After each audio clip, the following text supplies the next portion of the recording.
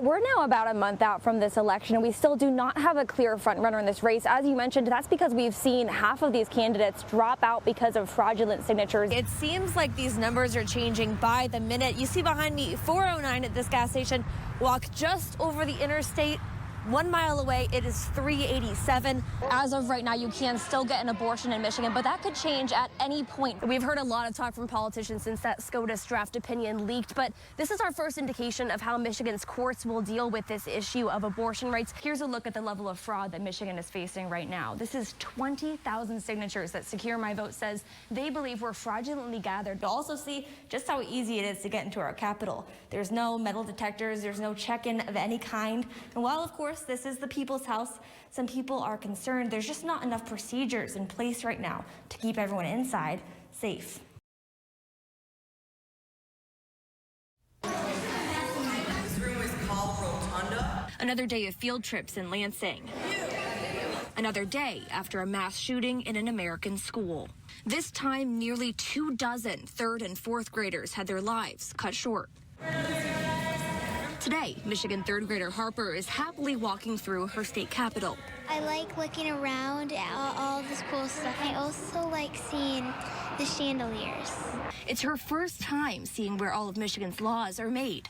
I like all the people here because they're nice. On one floor, Harper and Mom look down at the lawmakers who will shape so many parts of their lives. On the other floor, lawmakers deciding once again to push off legislation to address gun safety. We're not thinking about these kids who are going to make our future. We need to protect them. What are we going to do? I don't get paid to figure that out, but somebody does and they need to do it. An attempt to bring legislation to put in place safe gun storage to a vote shut down by Senate Republicans. That effort led in part by Senator Ken Horn, who took Harper and her class onto the Senate floor today. Just 2.5 hours earlier, he said this about the families of Uvalde's victims. They don't give a flying frog what we do here in the Senate. Right now, they're not paying attention to us. It's way too early to assign bill numbers to their grief. Harper and her mom were at a Michigan mall last year when 2 people were shot. When you are in it, fear flashes before your eyes, your life does. Since that shooting and the school shooting in Oxford, not one bill confronting gun violence has gotten a single vote. Every day we don't take action, we are choosing guns over children. No more thoughts and prayers. Policy changes need to happen. Today. In Lansing, Rachel Louise just. Trump-endorsed Speaker candidate and husband of the Michigan GOP co-chair, Matt Maddock, faces criticism tonight from his own party. 2 days before he was removed from caucus, Maddock's Political Action Committee sent this email shared with us by a fellow Republican state representative. In the email, the PAC, named the Maddock Leadership Fund, tells constituents to keep winning, we have to make sure some great candidates win their legislative races. Then the email lists 10 candidates who, quote, need your full support in the August primary. Some of those candidates listed outside of Maddock are challenging current members of the House GOP caucus. 2 years ago, a different PAC tied to Maddock and his GOP co-chair wife, Michonne, sent this email, also asking constituents to vote out members of the caucus. Republican representatives tell me it's not acceptable to try to campaign to oust fellow caucus members. Maddock has been campaigning to become the next Speaker of the House. I respect Speaker Wentworth's decision to do it. I don't think it's one that he made lightly because it's always tough to do something like this. And like I said earlier, it's a fight in the family. No one's happy about it. When a member is removed from caucus, it means they can't go into meetings with members of their party, and that's where a lot of the action happens, key discussions about legislation before it's voted on. I tracked Maddock down in a House Appropriations Committee today. But he hasn't responded to multiple requests for comment, even when I tried to ask him questions after committee today. Do you have any plans to try to get back into the caucus? Or what next steps are for you? All he would say,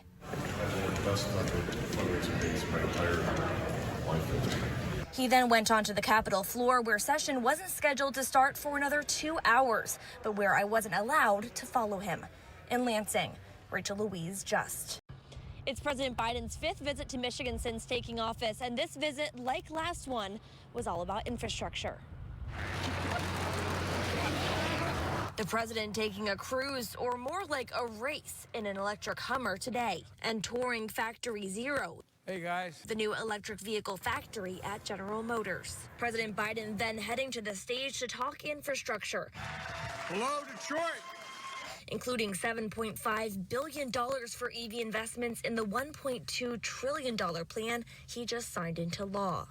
Up until now, China's been leading in this race, but that's about to change. The president telling a crowd filled with GM workers flipping the switch to electric will be a game changer for America. Folks, I'm betting on America. I'm betting on the American people. We got to focus on what made the nation great. But outside the walls of GM, Biden's confidence isn't always echoed. It's kind of small potatoes.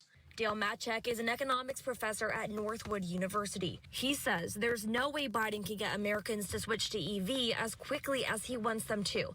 $7.5 billion isn't big enough to fuel interest. The demand for electric vehicles is still pretty limited, even though there's a lot of excitement around it. Michigan Republicans today dissatisfied with the Biden administration's focus on electric vehicles. We don't even have broadband in some of the rural areas. How are we going to get the charging stations? What's the goal?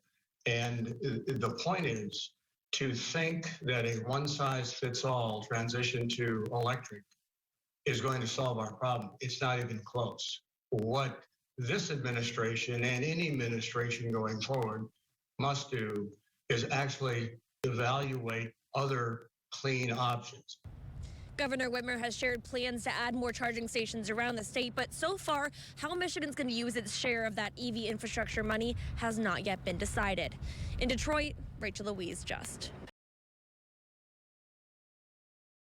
We're continuing to follow breaking news out of Branch County. The National Weather Service confirms a tornado was spotted. It might be high time for the laws allowing these billboards to change.